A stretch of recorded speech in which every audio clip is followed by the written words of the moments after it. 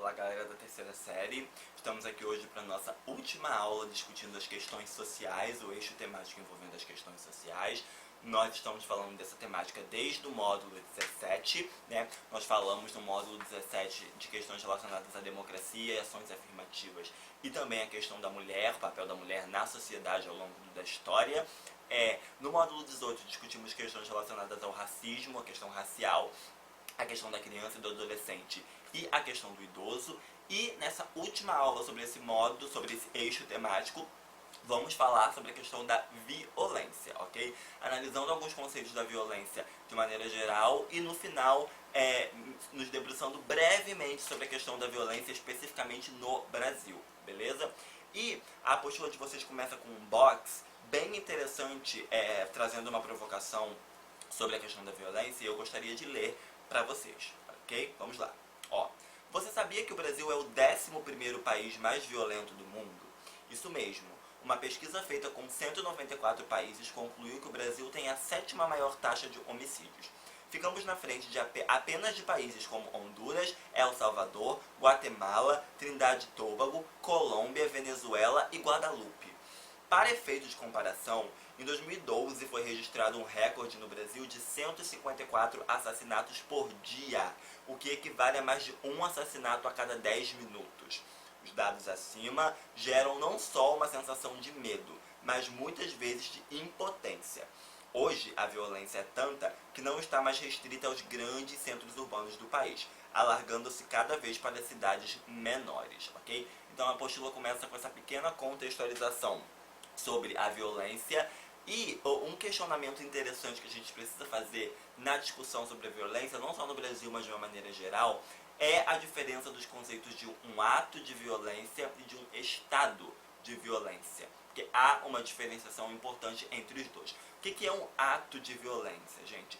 Um ato de violência é uma pessoa, é um indivíduo ou um grupo, né, cometer qualquer ato que seja visto, por causa das nossas leis que são guiadas pela moralidade, como violentos, né? Uma pessoa agredir a outra no meio da rua, uma pessoa agredir um animal, uma pessoa realizar qualquer tipo de agressão que, de acordo com a nossa consciência moral, configure-se como violência, né? E eu não preciso nem estar relacionando esse ato de violência a ferir outras pessoas. Eu posso simplesmente sei lá, derrubar tudo isso aqui que está aqui atrás, eu posso simplesmente chutar alguma coisa, e dependendo do que você, da noção de moralidade que você tem sobre violência, isso também já se configura como um ato de violência, né? Então, atos de violência são atos localizados, bem localizados, e que, de acordo com a moralidade da sociedade, são vistos como violentos. Diferentemente de um estado de violência. Um estado de violência é você viver sabendo que está condicionado à violência. Mesmo que não tenha nenhum ato de violência acontecendo ao seu redor, você sabe que está sujeito a sofrer essa violência. Por exemplo, mulheres andando sozinhas pela noite, ou em qualquer lugar, não só de noite, andando por uma rua deserta, sozinhas de maneira geral.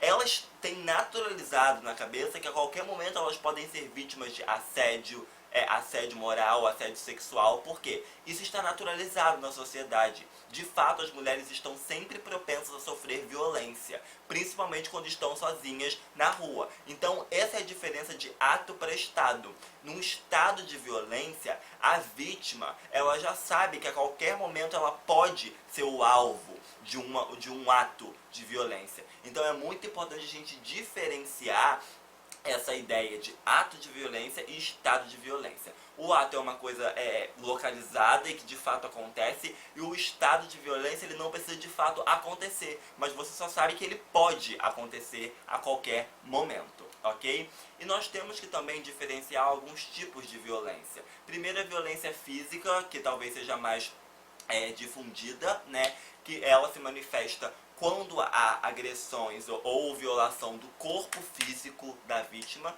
Então eu preciso ter aí o agravante de ter uma agressão, de ter uma violação do corpo, né? Preciso ter uma agressão que de fato viole o corpo da vítima. Nós podemos ter também a questão da violência moral, né, que é quando busca-se através de calúnia, rumores ou injúrias destruir ou comprometer a reputação de alguém, a reputação da vítima. Então isso é chamado de violência moral. E a violência psicológica, né, essa violência que é muito difícil, principalmente para as vítimas, reconhecerem quando busca-se através de manipulação, ameaça, distorção de fatos, diminuir gradativamente a autoestima da vítima, né? E diminuir cada vez mais a autoconfiança que aquela pessoa tem nela mesma. Então, essa tríade, nós podemos dizer que forma a questão da violência. A violência ela pode se ramificar de maneira física, moral e psicológica, e ela pode vir dessas três modalidades juntas ao mesmo tempo, se combinando, né? Por exemplo, relacionamentos abusivos geralmente envolvem os três tipos de violência, tanto a física, quanto a moral, quanto a psicológica. Então é muito importante saber diferenciar essa tipologia de violência para conseguir identificar, não só quando você está sendo vítima, mas quando outra pessoa, um amigo ou um parente está sendo vítima desse tipo de violência, para que haja aí uma atitude em relação a tentar livrar a pessoa dessas situações, né? E voltando agora pro comentário inicial da apostila, que fala que o Brasil tem um nível altíssimo de violência, só atrás de alguns países subdesenvolvidos, o que poderia causar, né, esses níveis muito altos de violência no Brasil?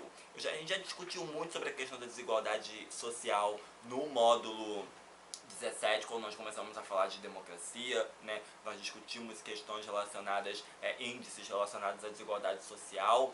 Então, eu separei alguns fatores que podem explicar esse nível tão alto de violência no Brasil, como a questão da urbanização, o inchaço das periferias, a juventude em risco social e a desigualdade social. E para cada um eu trouxe um trecho aqui que eu gostaria de ler para vocês.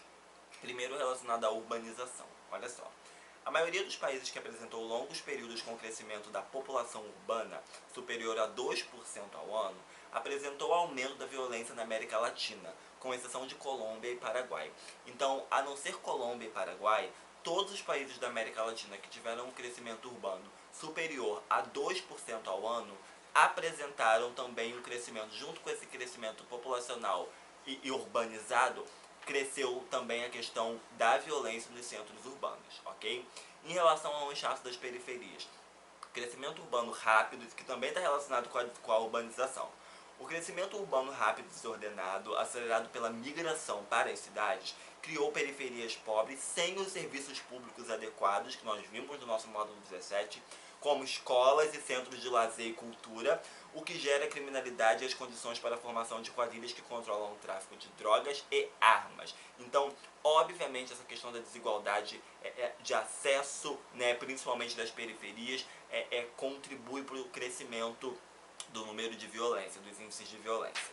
Juventude em risco social, situações como deixar a casa antes dos 15 anos de idade, não ir à escola ou ter um lar desestruturado sem pai ou mãe, afeta diretamente na iniciação do jovem ao crime. Segundo o Ministério Público de São Paulo, 2 em cada 3 jovens infratores da Fundação Casa vieram de lares sem o pai, e grande parcela deles não tem qualquer contato com o pai.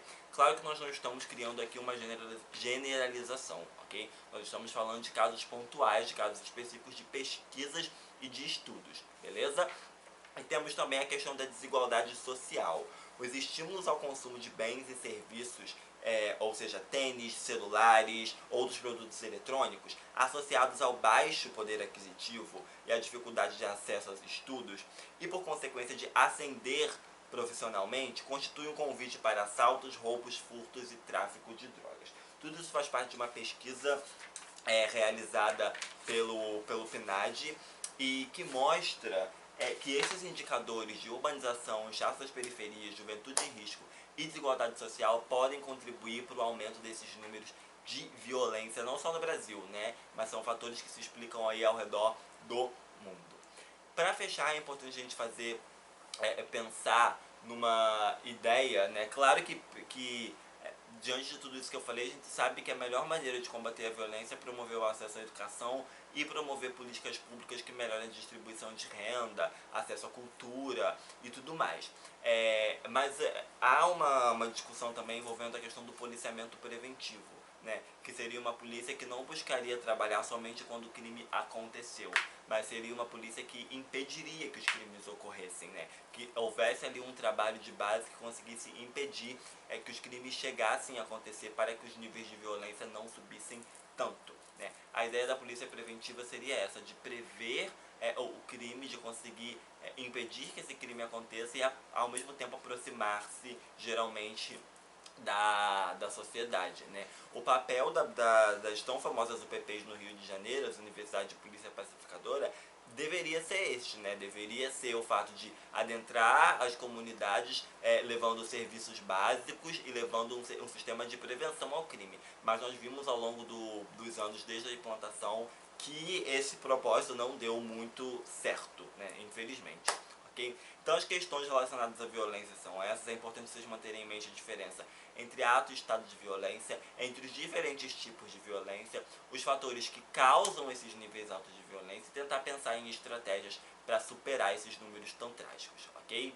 Esse é o nosso fechamento então do eixo sobre questões sociais. Nós discutimos vários assuntos pertinentes para a sociedade, assuntos que podem vir a ser cobrados numa dissertação argumentativa. Então, mantenham essas informações em mente, mantenham a importância dos dados estatísticos em mente. Nada do que eu falei aqui para vocês foi inventado, tudo está baseado em dados, em pesquisas, em análises reais da sociedade brasileira e pode ser usado na dissertação de vocês, ok? Então, obrigado, galera. Sempre um prazer. Até a próxima.